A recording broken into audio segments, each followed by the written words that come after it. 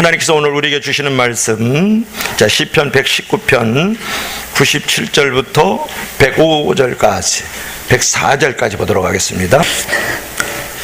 최순실 국정농단이 온 나라를 뒤흔들고 있는 가운데 지난 2016년 10월 28일 시사 주간지의 시사인에 따르면 최순실은 언니 최순득과 함께 2000년, 지금부터 17년 전이죠, 강남 순복음교회, 그 다음에 소망교회, 강림교회 등 유명 대형교회를 다녔다 그러죠.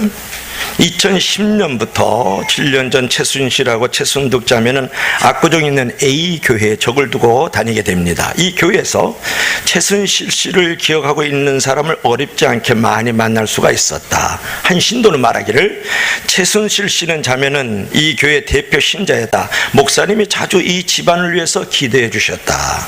최순실은 전 남편 정윤이, 딸 정유라와 이 교회를 함께 다녔다. 헌금 잘 내고 감사기도 잘하고 교회 열심이고 부자이기도 하고요. 삼성동 건물이 팔리게 도와주소서.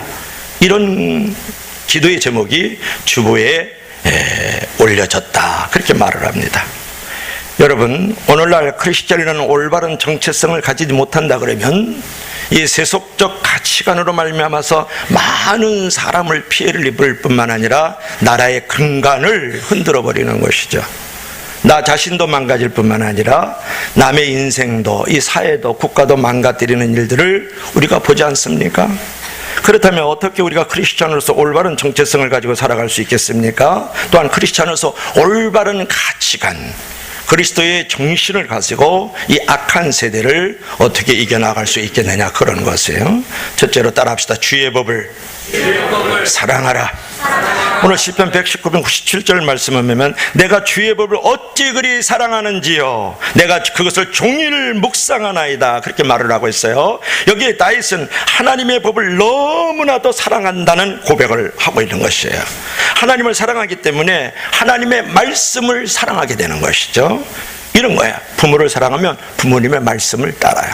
선생님을 좋아하잖아요. 그럼 선생님 말씀을 따르는 것과 똑같은 거죠. 하나님을 사랑하기 때문에 하나님의 말씀을 사랑하고 있는 이 다윗의 고백을 보십시오. 여러분, 그렇지 않습니까? 은혜 받기 전에는 몰랐는데 예수 믿고 구원받고 보니까 하나님의 사랑이 얼마나 큰지를 깨닫게 되는 것이죠. 하나님의 사랑이 어디에 나타났습니까? 십자가 위에 나타났잖아요. 하나밖에 없는 아들 예수님께서 나의 죄값을 지불하기 위해 십자가에 달려 죽으셨다고요. 당신의 목숨을 내어주셨다고요. 그래서 내가 받아야 될 저주와 진노와 영원한 형벌, 지옥 형벌을 대신 받게 하셨던 그 하나님의 놀라운 사랑을 이제 우리가 깨닫지 않습니까? 깨달아 알게 되는 것이고 그것이 믿어지지 않습니까? 하나님께서 죄인된 나 같은 사람까지도 사랑하시고 용서하시는 그 큰 사랑을 깨닫게 됩니다. 부족하고 연약하고 짝이 없는 이 하나님께서 나를 감싸주시고 어루만져 주시고 치유하시는 놀라운 사랑을 깨닫게 됩니다. 그러므로 하나님을 사랑하지 않을 수가 없는 것이죠. 그러면 내가 하나님의 말씀을 사랑하게 되는 것이죠. 그러면 내가 하나님을 사랑하는 증거가 무엇입니까? 그분의 말씀을 사랑하는 거죠. 하나님의 말씀을 사랑하는 것은 하나님의 말씀을 가까이 하는 거예요. 여러분이 하나님을 얼마나 가까이 하느냐, 하나님의 말씀을 얼마나 가까이 하느냐의 정도에 딸려 있어요. 사랑하는 여러분, 하나님의 말씀을 가까이 하는 정도가 신앙의 정도예요. 영적인 사람은 하나님의 말씀을 바라보는 것입니다. 육적인 사람은 원망과 불평이 많잖아요. 왜냐? 사람과 세상을 바라보기 때문에. 그러나 하나님과 하나님의 말씀을 바라보는 사람, 이 영적인 사람은 감사와 만족과 평안을 경험하게 되는 줄을 믿을 수 있기를 바랍니다. 인생의 성패는 하나님의 말씀을 얼마나 가까이 하느냐 안 하느냐에 달려 있는 거예요. 인생의 행불행은 어디에 달려 있습니까? 하나님의 말씀을 붙잡느냐 안 붙잡느냐에 달려 있는 것이죠. 그래서 예수님께서 마태복음 4장 4절에 말씀하시기를, 사람이 떡으로만 살 것이 아니고 하나님의 입으로 나오는 모든 말씀으로 살 것이니라, 그렇게 말씀을 하잖아요. 동물은 떡을 먹고 음식을 먹고 살지만 사람은, 사람의 영은 하나님의 말씀을 먹고 살아야 된다, 그런 말이에요. 이것이 창조적인 원리고 존재론적인 진리다, 그런 말이에요. 이것을 떠날 때 사람됨을 포기하고 인간됨을 이제 버리는 것이에요. 최근에 보면 여러분 어금니 이영학 씨, 어금니 아빠 이영학 씨죠. 이영학 씨 그 두 얼굴을 보지 않습니까? 기부금을 받아가지고 본인은 호사스럽게 살고 아주 좋은 차를 타고 다니면서 어린아이들을 성폭행하고 아내를 성매매로 내몰아가지고 결국은 아내가 자살을 하잖아요. 이런 게 인간의 실존이에요. 어떤 실존입니까? 하나님을 떠나고 하나님의 말씀을 붙잡지 않은 자의 결말인 것이에요. 요즘에 5살 먹은 우리 고준희 양이 죽었어요. 죽었는데 그 아빠하고 그 내연녀가 그 준이를 그냥 발로 밟아, 그냥 발목이 부러져서 고름이 탱탱 이렇게 해서 고름이 나오고, 또 등을 밟고 가슴을 밟고 그래서 가슴이 다 부러져 가지고 결국은 기어다니다가 폭행과 그 학대로 말미암아서 죽었어요. 그러니까 어린아이의 짧은 인생은 맞고 밟히다가 끝났다. 그것이 신문의 기사예요. 여러분 어떻습니까? 창조적인 원리고 전제론적인 진리는 뭐냐 그러면 하나님의 말씀을 먹고 마시고 호흡하면서 살아야 된다는 거예요. 사람이 떡으로만 살면 안 되고 하나님의 입으로 나오는 말씀으로 살지 않으면 멸망하는 짐승보다 더 더럽고 추악하고 무서운 것이, 이것이 이영학 씨의 얼굴이잖아요. 이것이 고준희 양의 아빠의 얼굴이잖아요. 여러분 사람을 사람으로 만드는 변화는 오직 하나님의 말씀 안에 있는 줄로 믿을 수 있기를 바랍니다. 여러분 일반적인 지식은 다만 그 사람의 생활을 윤택하게 할 수는 있으나 그 사람의 마음을 윤택하게 하거나 개혁할 수는 없어요. 생각, 습관, 운명, 문화, 가치관 모든 것을 안전하게 개혁할 수 있는 힘은 하나님의 말씀 안에 있는 줄로 믿을 수 있기를 바랍니다. 어떤 윤리나 도덕이든 어떤 지식과 정보로도 사람을 개혁할 수 없고 근본적으로 바꿀 수가 없다고요. 아멘. 그거 산수 잘해서 대학교 들어가고 영어 조금 해가지고 뭐 인류대학 들어가고 뭐 인류회사 들어갔다고 그 사람이 개혁된 거 아니에요. 변화가 된 게 아니라고요. 옷만 갈아입었죠. 우리나라는 이제 전직 대통령 가운데에 장로가 2분 있었습니다. 하나는 K 장로인데 장로지만 7인치 비리가 있었고 일설이 하면 사생아도 하나 낳았다 그런 것이에요. 또 한 분은 L 장로인데 지금 많은 문제를 일으키고 주가 조작 등 여러 가지 비리로 지금 온통 나라를 벌집 쑤셔놓듯이 만들어 놓고 있는 L 장로, 그 L 이제 대통령이 있습니다. 최근에 이제 대통령직에서 물러가는데 피 대통령은 신학교를 잠시 다녔어요. 그리고 조창 기도회도 하고 대형 교회에서 명성교회죠. 가서 예배도 드리고 축복 기도도 받은 사람이에요. 그러나 이들을 통해서 그들도 개혁이 되지 않고 그들을 통해서 사회도 개혁되지 않고 이 나라도 개혁이 되지 않았잖아요. 그러나 여러분 우리에게 본받는 대통령, 제가 제일 좋아하는 사람 가운데는 마더 데레사와 에브라함 링컨이에요. 에브라함 링컨은 농부였어요. 품바리꾼이었다고요. 뱃사공이었고 장사꾼이었고 청량조소였고 우체국장이었고 변호사를 거쳐서 위대한 대통령이 될 수 있었던 것은 돌아가신 어머니의 유언이 큰 역할을 하는 거예요. 링컨이 9살 때 어머니가 돌아가시면서 이런 유언을 하죠. 얘야 너는 늘 성경을 가까이 하라. 이제 새엄마가 들어왔어요. 새엄마가 들어오면 우리는 되게 좀 부정적이지만 이 새엄마는 우리 링컨이 이렇게 삐뚤어지고 왜곡된 사상과 또 가치를 가질까봐 늘 어머니는 링컨에게 성경 공부를 시켰다고요. 그래서 에브라함 링컨의 교사가 되어진 거, 어머니면서 교사가 되었다. 그렇게 두 어머니의 성경 교육으로 에브라함 링컨은 가장 위대한 미국의 대통령이 되었고 노예 해병이라는 위대한 개혁을 해나갔던 사람이 바로 에브라함 링컨이다. 그런 말이에요. 어떻습니까? 교회를 다니지만 하나님의 말씀을 가까이 하고 하나님의 말씀 안에 거하고 그 말씀으로 내가 공부하고 훈련되어진 사람과 그렇지 않은 사람이 어떻게 차이가 있냐고요. 장로라고요? 집사라고요? 긴장자에다 놓으려자 그렇게 노만 많이 내는 장로가 되면 안 되죠. 집사 집만 사면 안 되잖아요. 그죠? 찬송가 그동안 하겠습니다 이렇게 부르면서 사회 보면 안 되잖아요. 사람을 사람 되게 하고 사람을 사람으로 만드는 변화, 이것은 오직 하나님의 말씀 안에 있는 거예요. 하나님의 말씀은 바로 내 유익을 위해서, 내가 잘되고 내 인생을 풍성하기 위해서 주어졌다는 것을 깨닫시기를 주의 이름으로 축원합니다. 이렇게 하나님의 말씀을 사랑하는 것은 그 말씀 자체이신 예수님, 하나님을 사랑하는 것이에요.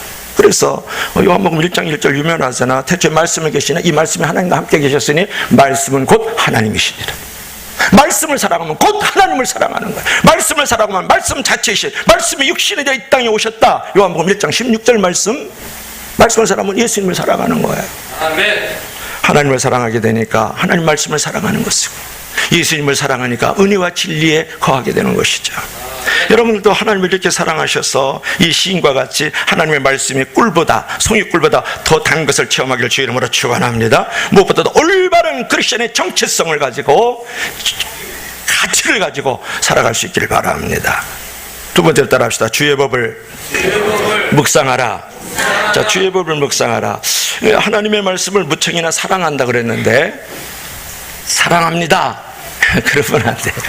제가 늘 얘기하지만 조국을 사랑하게 하소서, 그런 사람은 진짜 사랑하네요. 하나님이 이 나라를 위해서 담배꽁초를 죽게 하소서, 이 나라를 위해서 내가 신호등을 지키게 해서, 이렇게 사랑하게 해서 이렇게 구체적인 적용이 없으면 그 사람은 절대 나라를 사랑하지, 교회를 사랑하게 하여 주옵소서. 아버지 눈물 콧물 막 팍팍 흘려 소똥 돼지똥 금방울 금방울 갖다 툭툭 떨어뜨려도 그렇게 기도하면서 교회 사랑하네요.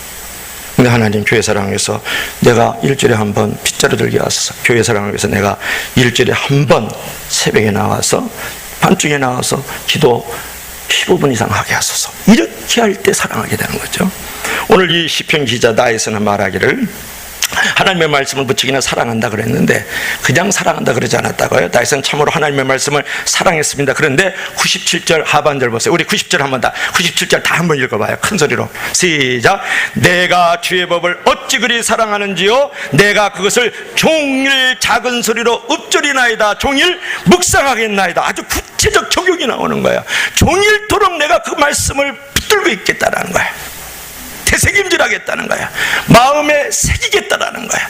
그 말씀으로 내가 단련을 받겠다라는 거야. 그 말씀이 나를 익숙하도록 만들겠다는 것이 바로 읊조린다, 묵상한다, 그런 말이에요. 여러분, 묵상이라는 말이 원래 이제 메디테이션이라 그래요, 영어로. 라틴어 메디타리에서 나온 말이에요. 그러니까 주의하다, 밤새우다, 마음으로 생각하다, 그런 말이에요. 이러면 이 얘기를 이제 우리가 적용을 시키면, 하나님의 말씀에 주의하다 하루 종일, 하나님의 말씀으로 밤새우다 하루 종일, 하나님의 말씀을 마음에 이제 생각하다 하루 종일. 이 다윗이 지금 구체적으로 적용을 하고 있죠. 영성적인 의미는 뭐냐 그러면 단련하다, 익숙하다, 그런 의미를 갖고 있어요. 메디탈이라는 말이, 이 묵상이라는 말이. 그러니까 하나님의 말씀으로 내가 단련되지기를, 만들어지기를 원한다, 그런 말. 단련이란 말은 또 하나님의 말씀 안에서 내가 익숙해지기를 바랬다, 그런 말이에요. 여러분, 성경을 읽는 것도 중요하고 성경을 가까이 하는 것도 중요하지만, 묵상하는 이런 되새김질적인 나의 삶의 고백이 있어야 돼요. 원래 여러분, 약국에 보면 영어로 뭐라고 써 있는지 아세요? 메디슨 이렇게 써놨어요. 메디슨. 메디테이션에서 나온 말이에요. 메디탈에서 다 나온 말이에요. 메디슨이라고 썼습니다. 약이라는 말이 원래 메디슨이에요. 여러분, 약을 쳐다보면 고쳐집니까? 약을 쳐다보면 그냥 낫냐고요? 아니요. 약을 먹어야 돼요. 무슨 말인지 알죠? 마찬가지로 하나님의 말씀을 바라보고 12개다 20개다 별로 중요하지 않아요, 여러분. 하나님의 말씀을 먹어야 돼요. 먹어야 돼요. 마음에 깊이 생각해야 돼요. 하나님의 말씀으로 나를 만들어야 된다고요. 하나님의 말씀 안에서 내가 익숙해져야 된다고요. 하나님의 말씀을 마음에 생각해야 된다고요. 아멘. 그럴 때 약을 먹는 것 같아요. 그래서 하나님의 말씀을 먹고 하나님의 말씀을 마시고 하나님의 말씀과 호흡할 줄 알아야 된다고요. 아멘. 이것이 묵상. 그럴 때 내 영혼의 부흥을 경험하고 하나님의 임재를 경험하고 나의 삶이 만들어지는 것이죠. 하나님의 말씀을 사랑해서 종일 묵상했다. 묵상한다는 말의 히브리어 뜻은 원래는 되새김질한다, 그런 뜻을 가지고 있어요. 네, 여러분들 그 소를 보면 되새김질 하잖아요. 새김을. 소 안 봤나? 항소, 젖소 다 있잖아요. 했는데 꿀꺽 먹고 집어넣어서 다시 꿀꺽 집어넣고 다시 꺼져버려서 먹고 그래요. 이게 휴버트 미첼이라는 학자가 소의 대세김질을 자세히 연구해 놓은 것을 보면 정확하게 55초마다 대세김질 한다는 거예요. 55초마다. 소는 위가 4개인데 소가 풀을 뜯어 먹을 때는 그냥 삼켜버려요. 그냥 먹어. 씹지도 않고 그냥 먹어요. 뜯어서 꿀꺽꿀꺽 삼켜놓고는 나중에 한가한테 그것을 꺼집어내서 씹는 거예요. 씹어서 위로 넘깁니다. 다시 씹어서 다음 위로 넘기고 그 다음에 다시 씹어서 다음 위로 넘기면서 침과 이액을 잘 섞어요. 이렇게 섬기고 이렇게 넘기고 하면 이것이 살이 되고 피가 되고 기름이 된다 그런 말이에요. 그러니까 우리가 하나님의 말씀을 들을 때 성경을 읽을 때나 성경을 말씀을 들을 때는 우선 집어넣어야 돼요. 응? 일단 말씀을 듣든지 말씀을 보든지, 그죠? 말씀을 연구하든지 공부하든지 해야 될 거 아니에요, 그죠? 내가 건강하게 뭐 이렇게 해서 저렇게 이제 건강한 방법이 있지만 밥을 먹어야 될 거 아니에요. 내가 뭐 쌀밥을 먹든지 뭐 보리밥을 먹든지 짜장밥을 먹든지 곰돌이밥을 먹든지 비빔밥을 먹든지 배고프다. 하여튼 먹어야 될 거 아니라 먹어야 힘이 나는 거 아니에요. 일단은 근육이 생길 거 아니에요. 비대해지든지 뭐 내가 뭐 이렇게 슬림해지든지 말해요. 일단 먹어야 돼요. 그러니까 말씀을 읽든지 듣든지, 그죠? 또 보든지 공부하든지 훈련하든지 해야 내가 어떤 일이 벌어질 거 아니에요, 그죠? 그래야 묵상이 될 거 아니에요, 그죠? 그래서 여러분들이 일단은 말씀을 먹은 다음에 기도와 함께 이 말씀을 묵상해야 된다. 종일 묵상해야 되고 깊이 생각하고 곰곰이 생각할 때 여기서 영적인 피가 되고 살이 되고 생명력이 되고 능력이 돼서 나를 만들어가는 것이니 믿을 수 있기를 바랍니다. 나를 만들어. 그러니까 묵상은 깊이 생각하는 것을 말하는 거예요. 자꾸 되새기는 것을 말하는 거예요. 하나님의 말씀을 되새기고 하나님께 하신 일들을 되새기고 깊이 생각하고 또 반추해보는 것을 갖다가 하나님의 말씀을 묵상한다 그렇게 말하는 거예요. 하나님의 말씀을 정죄하고 판단하지 마세요. 오늘 목사님 넥타이 멋있는 거 맸는데 말씀이 거기에 어울리지 않아. 오늘 푸른색이니까 목사님이 왠지 잡잡하구만. 또 빨간 넥타이면 목사님이 뭔가 바람났나 이렇게 생각하죠. 말씀을 여러분이 판단하고 분석하고 은혜가 되냐 안 되냐고 그리스도 말씀 던지고 있는 거 아니에요. 말씀을 살라고 말씀대로 되라고. 아멘. 이제 말씀을 묵상하는 것은 성경에 있는 지식을 습득하고 성경 지식을 많이 가진다는 것 이상해요. 다 하나님의 말씀을 반복해서 깊이 생각하고 되새겨서 내 마음판에 새기는 것이 중요하잖아요. 하나님 주신 그 말씀 하나, 그 한 구절, 그 애화 하나를 가지고 한 주간 동안 내가 이렇게 살아봐야지 생명을 걸어야 돼요. 아멘. 예배를 생명을 걸어도 말씀 안에도 생명을 걸어야 된다고요. 아멘. 그래서 말씀의 성공이 인생의 성공이고 말씀의 성공이 행복을 만들어가는 거죠.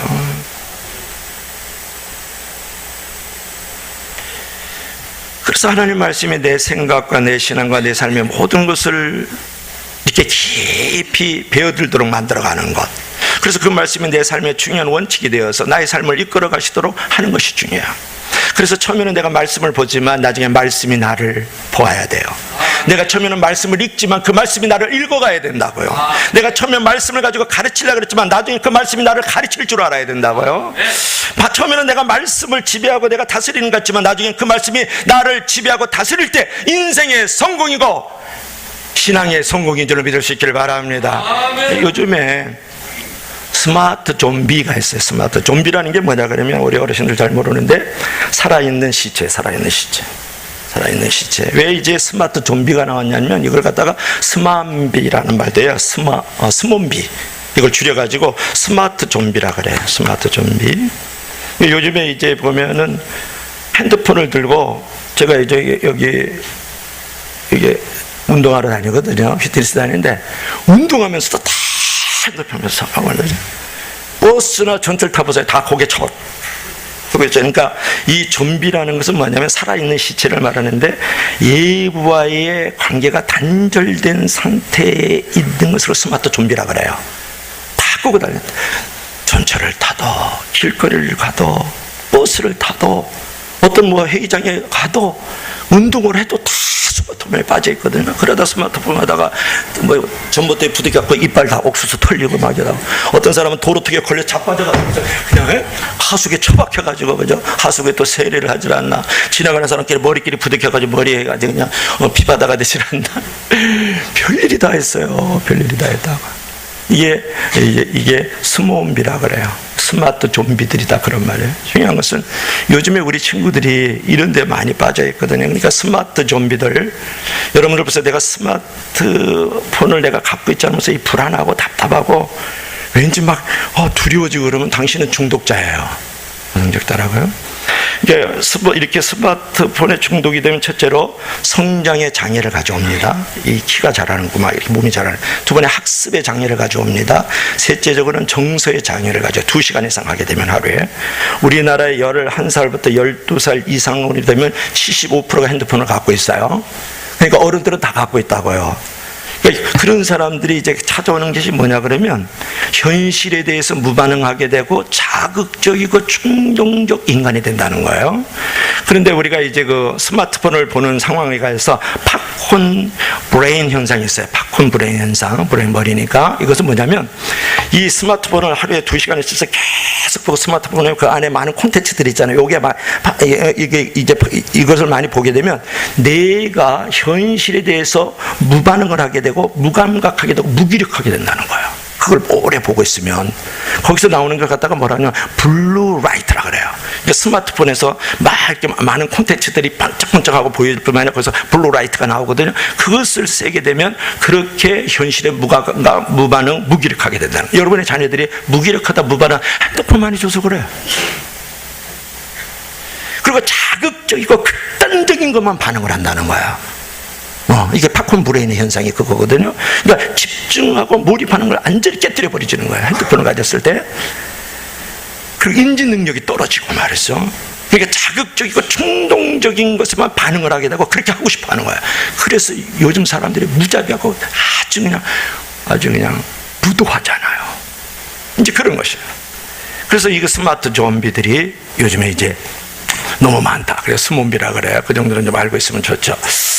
여러분들 지금 제가 무슨 얘기를 하냐 그러면 스마트폰에는 그렇게 빠져 있어요. 예배를 드릴 때도 스마트폰을 가지고 예배를 드리고 스마트폰을 가지고 예배드리기 직전까지 스마트폰을 보는 사람이 있어요.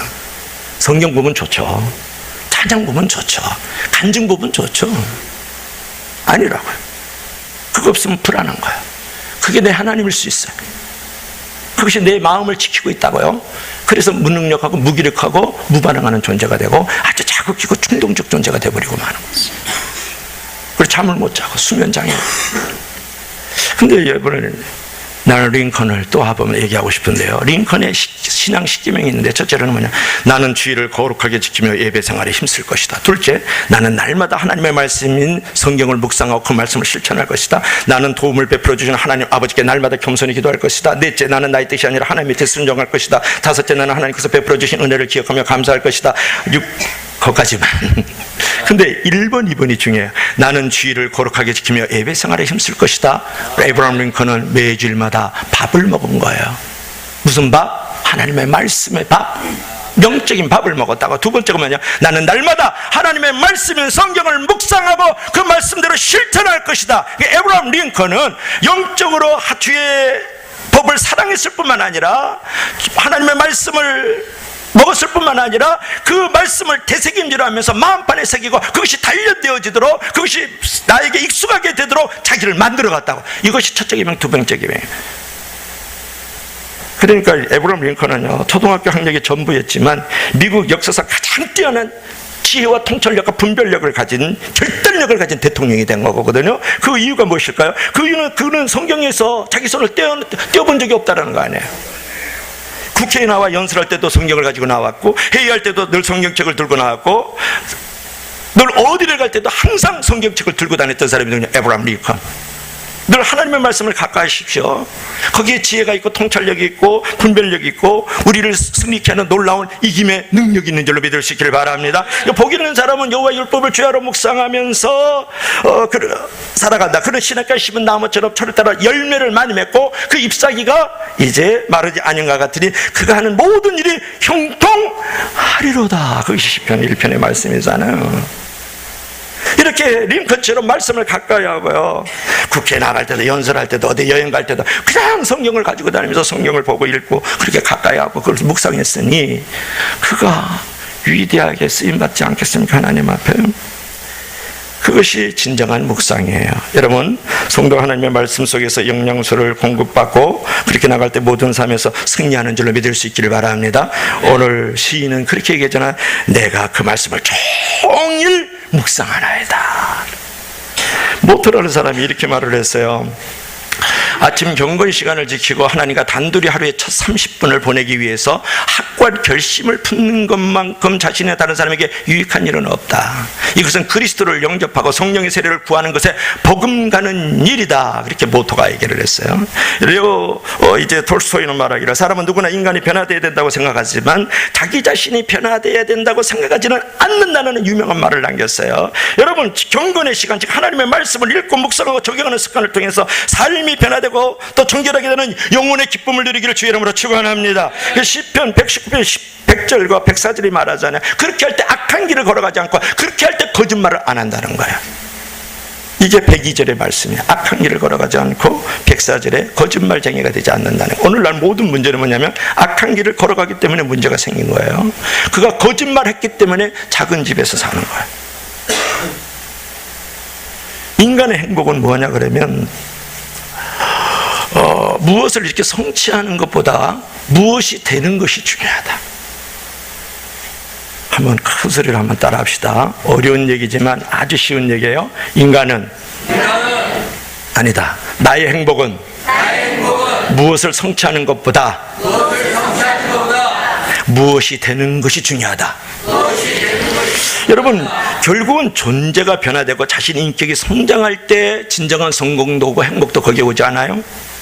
자기가 거짓된 행위를 버리고 바른 길을 걸어갈 때 거기에 성공이 있고 행복이 있지 않습니까? 여러분, 거짓을 행하고 악한 길을 걸어가면서 돈을 많이 가지고 높은 자리에 있다, 큰 집에 살고 있다, 그거 실패한 거예요. 그게 왜 성공입니까, 여러분? 악한 길을 걸어가고 거짓말을 해서 그 자리에 있으면 그건 이미 실패한 거예요. 성공 같으나 실패라니까요. 그러나 내가 비록 연약하고 부족하지만 하나님의 말씀대로 살기 때문에 내가 크든 작든 건강하든 내가 병들었든 그것은 바로 성공이고 진정한 행복인 줄로 믿을 수 있기를 바랍니다. 그래서 인간은 소유로 살아가는 것이 아니라 인간은 존재로 살아가는 것이 중요하다고요. 아멘. 내가 아무리 많은 돈이 있고 명예가 있고 고대관실 큰 집에 살고 있고 높은 권력의 보좌에 있다 할지라도 내가 댐댐이가 그렇지 아니하면 모든 걸 다 잊어버리는 거예요. 그렇잖아요. 내가 그런 어떤 소유를 쓸만한 인격과 그런 나의 어떤 삶이 아니면 그거 있는 것 나중에 다 나에게 저주로 부메랑처럼 돌아온다고요. 그것이 나에게 엄청난 고통과 신음으로 나에게 다시 돌아오는 거예요. 그래서 성취가 중요한 것이 아니라 나의 이 존재가 더 중요한 줄로 믿을 수 있기를 바랍니다. 그래서 우리가 소유적 존재로 살지 말고 존재적 존재로 살아야 된다, 그런 말이에요. 그래서 이 다윗이 지금 이렇게 고백을 하는 거예요. 주의 법을 사랑하지만 그 말씀대로 내가 살기 위해서 종일 묵상하나이다. 그러니까 소유로 살지 않고 뭐로 산다? 존재로 산다는 거예요. 하나님 앞에 서 있는 존재로, 말씀 앞에 있는 존재로 살아갈 주 이름으로 축원합니다. 이것이 중요하죠. 그러면 우리가 주의 법을 사랑하고 묵상하는 자의 축복이 있어요. 보세요. 98절 보세요. 원수보다 더 지혜롭다. 그렇게. 자, 원수는 나를 해꾸지하고 나를 못살게 굴잖아요. 그런데 주의 법을 사랑하고 주의 법을 묵상하는 자에게 찾아오는 것은 원수보다 지혜로운 자가 돼서 원수를 물리칠 수 있어요. 자, 99절 보세요. 스승보다 더 지혜롭다. 스승은 모든 경험과 지식을 다 함축해서 갖고 있는 사람이에요. 그럼에도 불구하고 내가 스승보다 더 지혜롭다라는 거예요. 어떻게 할 때? 주의 법을 살아가고 묵상하면 그 지식과 경험이 농축되어 있고 축적된 그 사람보다 나가 낫다, 그런 말. 그리고 마지막으로 뭐라고 했어요? 노인보다 낫다. 이때까지 살아온 경험을 인생의 스승이라고 그러잖아요. 경험과 많은 어떤 이제 그 소득을 가지고 살아왔던 이 노인보다도 더 지혜롭고 명철없다라는 거예요. 어떤 사람이요? 하나님의 말씀을 사랑하고 하나님의 말씀을 종일 묵상하면서 살아간 그 사람이 이렇게 원수보다도 스승보다도 노인보다도 승하여진다. 할렐루야. 지혜롭다. 아, 이게 큰 비밀인 것이에요. 여러분, 교수다. 많은 지식과 많은 정보들을 가지고 있죠. 많은 축적된 것들을 갖고 있지만 성경 말씀을 모르면 미련한 자인 거예요. 원수들이 나를 해코지한다고 그걸 대적할 필요, 그걸 물리치는 방법도 이 성경에 다 있다고요. 많이 살아서 그분이 인생이 지혜롭고 많이 살아서 그 사람이 나에게 바라봐야 될 존경받는 사람, 그렇지 않아요. 어디 성경에 그렇게 나옵니까 여러분? 꼬맹이라도 주일학교 잘 다니는 사람이 100세를 살고 있고 하나님을 모르는 사람보다 더 지혜로운 줄을 믿으시길 바랍니다. 그래서 노인이 아멘도 안 한다? 할렐루야. 나이들 먹었다고. 얘기 안 하고 마치자. 여러분, 이제 깊은 산 속에 이제 뿌리 크고 아름다운 숫사슴이 살고 있었어요. 그 숫사슴은 늘 자신의 뿔을 보고 이제 자랑스러워하면서 뽐을 냈어요. 그래서 늘 호숫가를 찾아가서 물에 붙인 자기 뿌리 그 위엄과 그 아름다움을 보면서 말했죠. 이 산 속에 나만큼 위대한 동물, 아름답고 모양새 좋은 동물이 있을까? 그래서 자기 뿔을 보면서 물 속에 있는 자기 자신의 얼굴을 보면서 이런 인간을 갖다가, 이런 동물을 갖다가 뭐라죠? 나르시즘에 걸렸다 그러잖아요. 근데 이 사슴이 늘 어떻게 생각하는 것이 하나 있는데 뭐냐면 물에 비친 자신의 다리가 보면 아주 그냥 삐싹 골아가지고 그냥 무릎이 툭 튀어나오고 말이죠. 발목이 툭 튀어나와. 너무 볼품이 없는 거예요. 그래서 늘 거기에 불만을 갖고 있었어요. 그리고 아주 그거를 천하게 생각을 하고 있었어요. 근데 어느 날, 어느 때와 같이 이제 호숫가에 찾아와가지고 자신이 이제 뿔을 보면서 자기의 어떤 위용을 이제 생각하면서 이렇게 거만 앤드 교만함으로 이렇게 자기를 칭찬하고 막 이제 자랑하고 있어. 그런데 갑자기 땅 하는 소리가 나잖아요. 그게 뭐냐면 그러면서 그냥 사냥개들이 그냥 짖어대는 소리가 들려요. 그래서 사슴이 이제 도망을 치는 거죠. 도망을 팍팍 쳐야 되잖아요. 그래서 사슴이 깜짝 놀랐어요. 그 삐쩍 마른 자기 다리가 그토록 잘 달릴 수 있는지 몰랐어요.